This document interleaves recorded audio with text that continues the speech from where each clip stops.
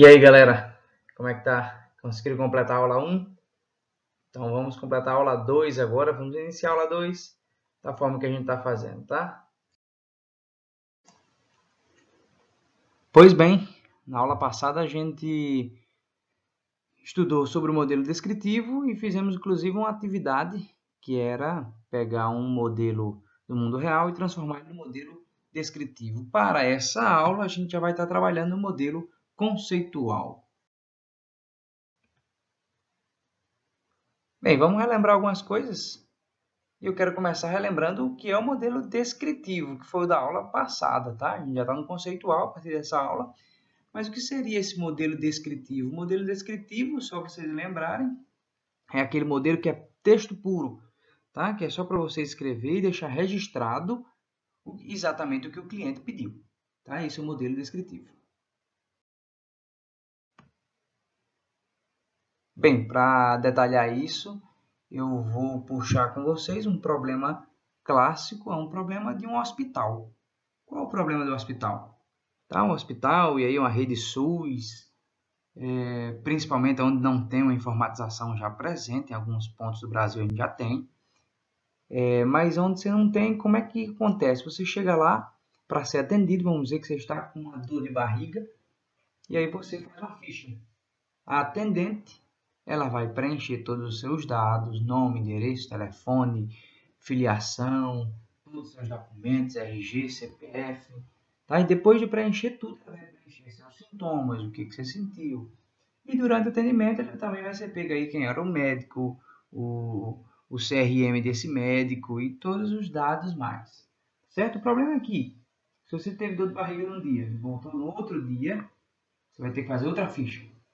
E quem é que vai estar lá te esperando? A atendente.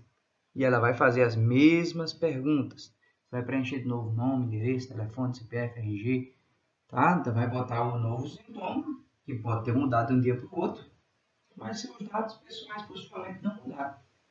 E o médico também do plantão, ele vai relatar quem foi o médico que te atendeu, que esse pode ou não mudar. No terceiro dia que você vai, os mesmos sintomas, dor de barriga de novo, você vai ter possivelmente os mesmos dados cadastrais repetidos, vai ter o novo sintoma, o mesmo, e o médico que pode até agora repetir. Quem sabe seja o médico do primeiro dia, mas já vai estar aí escrito. Tá? Se você pensar a nível de uma vida de uma pessoa, os atendimentos que estejam registrados nesse posto de saúde ou nesse hospital, eles vão estar em duplicata, vai ter uma repetição muito grande. Imagina só se você, durante esse tempo, você mudou de telefone. Então, se alguém pesquisar uma ficha sua antiga, vai achar a sua doença, tudo que você teve na época, mas o seu telefone naquela ficha vai estar desatualizado. Então, a pessoa vai ter que procurar no meio da ficha, dependendo de como isso for organizado, vai ser impossível achar o seu novo cadastro com o seu novo telefone, porque isso seria uma informação da ficha mais nova. As fichas antigas estavam com o seu telefone antigo. Então, eu tenho um problema de espaço e de repetição. São vários problemas. Como é que a gente soluciona isso via banco de dados? Bem, o sistema hospitalar ele teria que ser composto por alguns cadastros. Tá? Fazendo isso com ou sem um sistema informacional, um sistema de computador, a gente poderia resolver isso de uma forma mais prática. Eu coloquei aqui no exemplo de papel, você fazendo um cadastro simples de clientes. Tá? Todos os clientes ou pacientes desse hospital, eles teriam seu próprio cadastro, teriam aí a sua ficha com seus dados dentro de uma pastinha.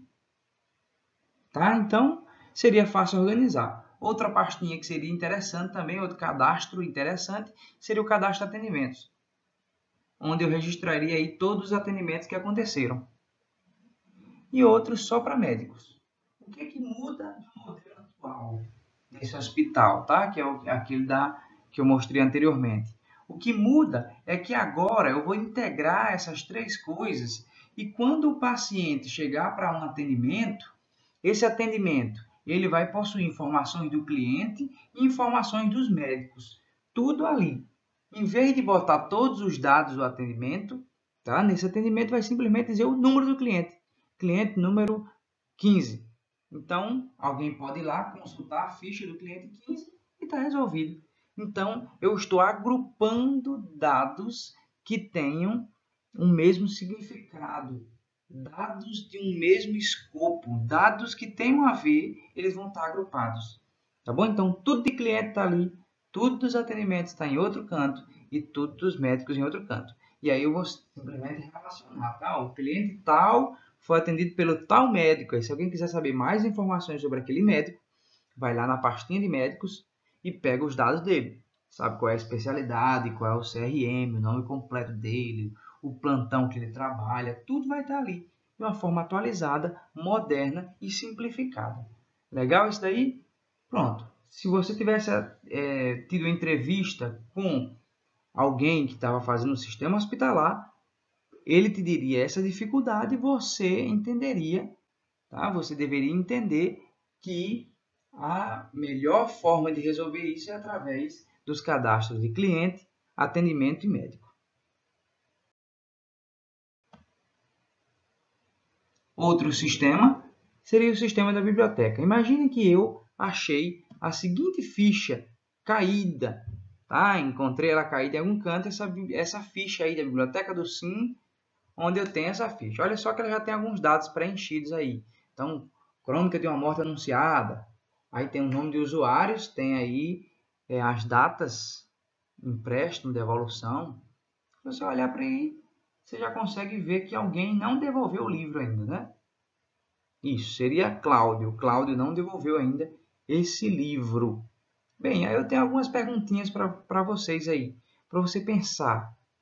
Quantos conjuntos de informações a gente pode ver só olhando para essa ficha?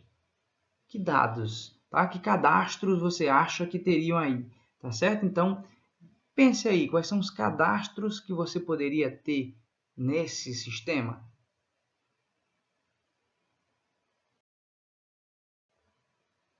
Bem, vamos resolver aqui. Se você pensou que os cadastros necessários foram um cadastro de livros, um cadastro de movimentações e um cadastro de usuários, você está correto. Ah, mas eu queria colocar mais coisas, um cadastro de bibliotecas, um cadastro de exemplares de livros. Bem, isso não foi pedido. A gente está modelando aqui. Então, a gente está modelagem, a gente faz algo para resolver o problema. Tá? Se nos fosse pedido algo a mais, a gente faria. Mas a gente está fazendo uma modelagem. Lembrar de banco de dados? Desculpa, lembrar do modelo descritivo que eu disse para vocês, se limitem ao que o cliente pediu. Tá bom? Senão você faz algo muito bom, mas você vai gastar muito mais esforço do que o cliente queria e às vezes faz um sistema que não é o ideal para o cliente. Bem, então vamos voltar para falar sobre o modelo conceitual. O que seria esse modelo conceitual, para que ele serve? Bem, basicamente, o modelo conceitual agora é a representação gráfica do modelo descritivo que a gente já tem. E você já tem um modelo descritivo que foi aquele da escola, tá? Quem não fez, corra para fazer, ele é da aula 1 ainda, tá bom? Então, a gente vai fazer agora, a gente vai utilizar alguns programinhas para fazer esse modelo conceitual.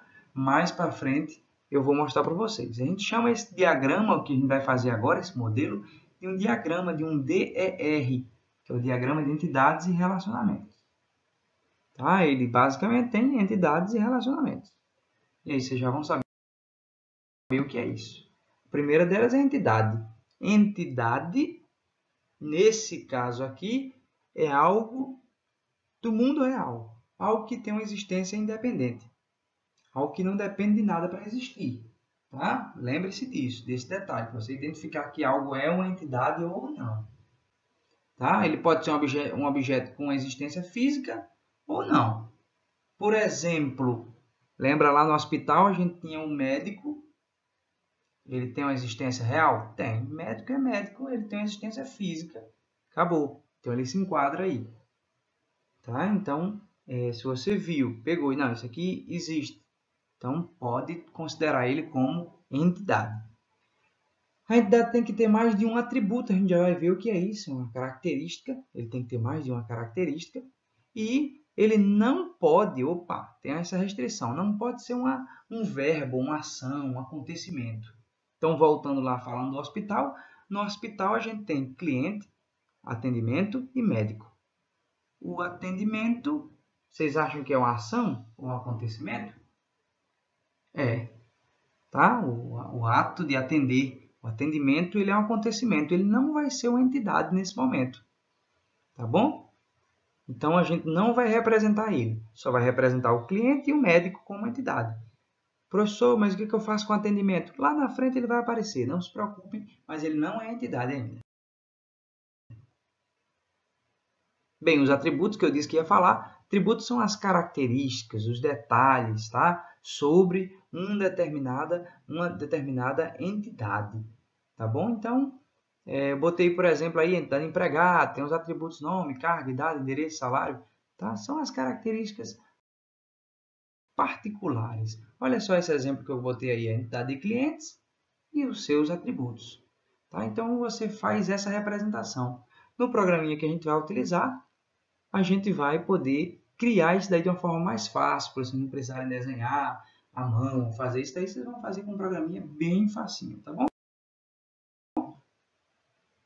Bem, esses atributos eles têm alguns tipos, já vou dizer agora, e você pode rever o vídeo para você relembrar esses tipos de atributos, tá bom? Então, os tipos de atributo que existem são os atributos simples, que são esses que vocês já viram, tá? É um atributo que tem uma característica simples sobre aquilo ali, uma característica única, acabou, característica normal. Bem, os outros três são um pouco diferentes. O próximo é o atributo determinante, que é o atributo que não se repete, tá? Não pode haver repetição do atributo determinante.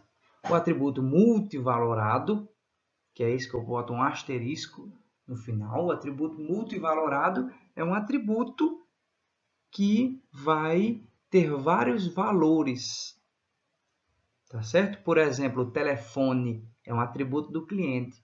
O cliente pode ter muitos telefones. E o atributo em redundância funcional, eu boto um Rzinho no final para identificá-lo. Tá? Esse atributo em redundância funcional, ele é um atributo que tem uma característica que vai se repetir muito. Por exemplo, bairro. Se eu colocar bairro lá no cadastro de clientes, vocês vão ver que muita gente vai morar nos mesmos bairros. Vai ter muita gente morando no Tirol, muita gente morando no Alecrim, muita gente morando no centro da cidade.